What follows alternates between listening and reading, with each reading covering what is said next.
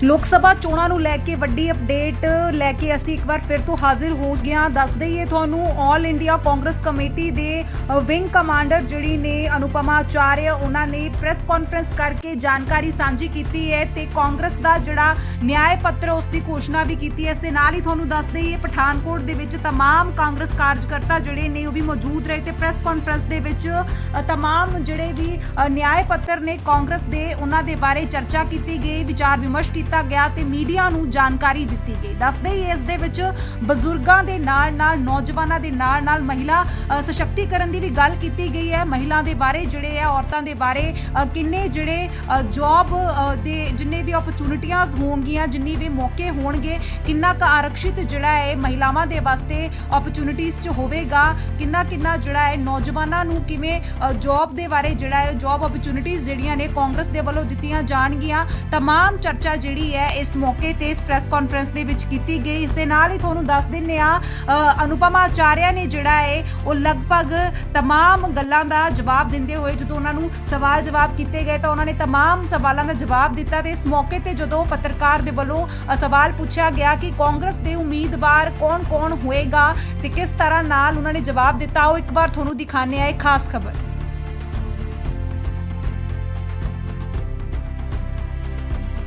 ये press conference इसलिए है कि कांग्रेस का न्याय पत्र घोषित होके आज 20 दिन हो गए हैं और उसके बाद भी मेन स्ट्रीम मीडिया से उसके बारे में सही खबरें लोगों तक नहीं पहुंची। हमारे कार्यकर्ता तो हमारे पॉइंट्स जो है, हमारे मुद्दे जो हैं वो लोगों तक पहुंचाएंगे ही, लेकिन ये ज़रूरी है कि जो लोकल मीडिया है, यहाँ पठानकोट का मीडिया है, उससे उम्मीद करते हैं कि हमारे न्याय पत्र की इतनी बढ़िया बातें हैं जो लोगों से जुड़ी हुई हैं, उनको यहाँ के लोगों तक ज़रूर पहुँचाएँ।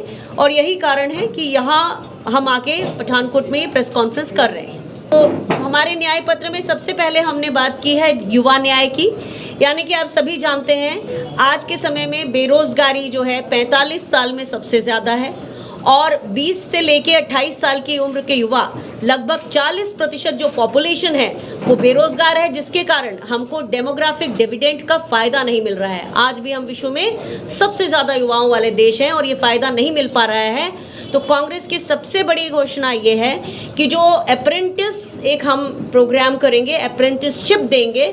जो भी युवा 25 साल से कम के हैं और ग्रेजुएट हैं उनको सरकार उनकी पहली नौकरी यानी अप्रेंटिसशिप देगी, जिसमें 8,500 रुपये उन्हें हर महीने दिया जाएगा।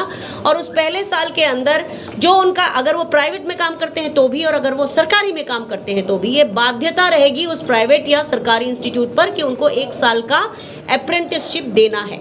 उसके बाद वो अपनी स्किल डेवलप करेंगे और उसके बाद वो आगे जैसा जाना चाहें। इसी तरह से दूसरी बात हमने की है कि जो 30 लाख पद हैं, भर्ती भरोसा हमारा जो है, भर्ती भरोसा में 30 लाख पद जो आज सरकार के खाली हैं उनको हम भरेंगे। एक और हमने बात की है जो इस न्याय पत्र में नहीं लिखी है लेकिन इस न्याय पत्र के बाकी गारंटीज में लिखी है कि जो अग्निपथ योजना है, जो भारतीय जनता पार्टी की सरकार लेकर हमारी पूरी सेना को कमज़ोर कर दिया है और युवाओं के साथ भी धोखा है, उसे कांग्रेस और इंडिया गठबंधन की सरकार आएगी तो उसे ख़त्म करेंगे। एक बात और ये है कि एक नई रोशनी, युवा रोशनी एक योजना होगी जिसमें 5,000 करोड़ का स्टार्टअप फंड होगा और जो लोग 40 साल तक हैं वो इसमें से फ़ायदा उठा सकते हैं, उनको ये मिलेगा। भर्ती भरोसा जिसकी मैंने बात की, उसका एक कैलेंडर हमने परसों रिलीज़ किया है जिसमें जून से लेकर और दिसंबर तक फेज्ड मैनर में व्यवस्थित रूप से जो भर्ती है, ना केवल भर्ती निकाली जाएगी, एग्ज़ाम होंगे, रिजल्ट आएगा और नियुक्ति पत्र भी दिया जाएगा। तो उसका हमने एक गारंटी का वो निकाल दिया है ऑलरेडी। इसके अलावा जो गिग वर्कर्स होते हैं जो कोविड के बाद से सामने आए हैं, जिनको कॉन्ट्रैक्ट पर रखा जाता है लेकिन उनके लिए पीएफ और दूसरे तरह की सामाजिक सुरक्षा नहीं है, उसकी भी बात हमने इस न्याय पत्र में की है। दूसरी चीज़ है नारी न्याय। तो नारी न्याय में हमारी सबसे बड़ी जो योजना है महालक्ष्मी योजना, और वो क्यों आई है क्योंकि हिमाचल प्रदेश में और कर्नाटक में हमने महिलाओं को 1,500 रुपये और 2,000 रुपये प्रतिमाह देने की बात की है, जो गरीब महिलाएं उनको। चूँकि ये योजना अच्छी चल रही है इसलिए हमने 8,500 रुपये प्रति माह एक गरीब परिवार की एक महिला को देने की बात की है। मान लिया उस महिला का किसी कारण से निधन हो जाता है तो परिवार के सबसे बुजुर्ग को ये दिया जाएगा। और इसका कारण ये है कि अगर महिलाओं के हाथ में पैसे आएंगे तो अर्थव्यवस्था में खर्च होगा और अर्थव्यवस्था का पहिया घूमेगा। ये है। दूसरी एक बहुत खास बात जो कांग्रेस ने कही है कि 50% सरकारी पद महिलाओं को आरक्षित किए जाएंगे, और उसका एक उदाहरण मैं आपको अपने आप में दे दूं। मेरा नाम विंग कमांडर अनुमा आचार्य है। मैं इंडियन एयरफोर्स के पहले लॉजिस्टिक्स ऑफिसर्स के बैच से आती हूं, और 1992 में हमारी सरकार ने कहा था कि हम महिलाओं को पेंशन का अधिकार देंगे, लेकिन अटल बिहारी वाजपेयी की सरकार जब 2004 में आई तो उन्होंने पेंशन का अधिकार नॉर्मल लोगों का भी छीन लिया और महिला अधिकारियों को भी जो दिया गया था उसे खत्म कर दिया।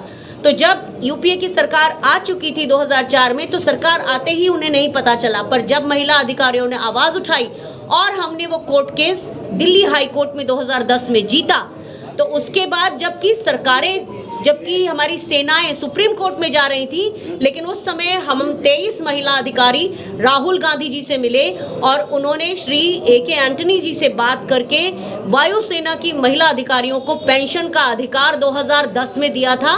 ये आपको बताना जरूरी है। इसलिए जब हम बात कहते हैं कि 50% महिलाओं को हम आरक्षण सरकारी नौकरी में देंगे, तो हम बिल्कुल देंगे। से कांग्रेस किस कैंडिडेट को उतारी है, जबकि बाकी पार्टियों ने कैंडिडेट के नाम अनाउंस कर दिए? एक बहुत ही बढ़िया बात है। कल मैंने होशियारपुर में प्रेस कॉन्फ्रेंस की, यही सवाल आया, तो मैंने कहा क्या पता कल सुबह तक कैंडिडेट हो जाए घोषित, और हो गया। तो मैं आपको यही कह के जा रही हूँ, हो सकता है आज शाम की चाय आप पियेंगे, उसके बाद कैंडिडेट की घोषणा हो जाए। तो बिल्कुल चिंता नहीं करिए, 1 जून को चुनाव है, हम 30 अप्रैल के पहले या हो सकता है कल सुबह तक सारे कैंडिडेट्स की घोषणा कर दें। कैमरा पर्सन हनी दे नाल अजय सैनी की रिपोर्ट।